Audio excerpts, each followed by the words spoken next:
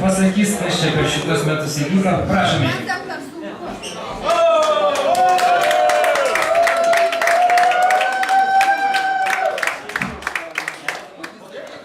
Sveiki visi geniai, geniukai ir jaučiantis, mylintis ir gerai.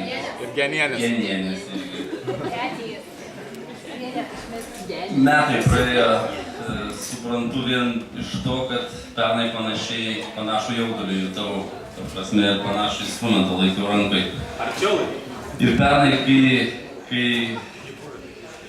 kai ta kalba kažkokia gavosi, nesigavo, savo pasakiau, kad galėjau pasiruošti biškį ten. Tai čia lygiai taip pat nieko nesirašiau. Ekspromptų daug geriau gauna. Tai va, aš tikiuosi, kad kažkaip. Tai Bet jau matęs, kaip dalykas tai daro. praėjo metai ir praėjo dar vienas sezonas. Ir ne kažkoks tai kažkelintas, o 20. Mums 20 metų šiemet. Atšventėm Pokšnį labai gerai, visi žinom, pamenam. Nu va, uždarom sezoną.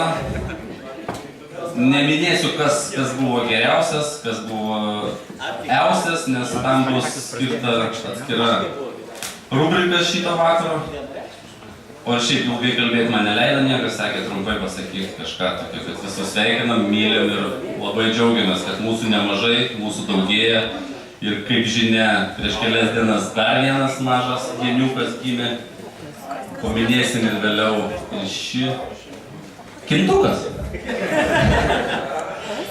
Tai va, nu, ką žinau, man asmeniškai labai džiugu, aš labai jaučiuosi, kaip pasakyti, aktiečių, genių ir visokių kitokių, ir kai mūsų vis daugėja ir visiems čia lyg ir gerai, kas aikštai, kas prie aikštės, kas namie besivardamas, gal laukdamas, tai nežinau. Ačiū visiems, mylim visus ir būkim toliau kartu. Gerą vakarą visiems.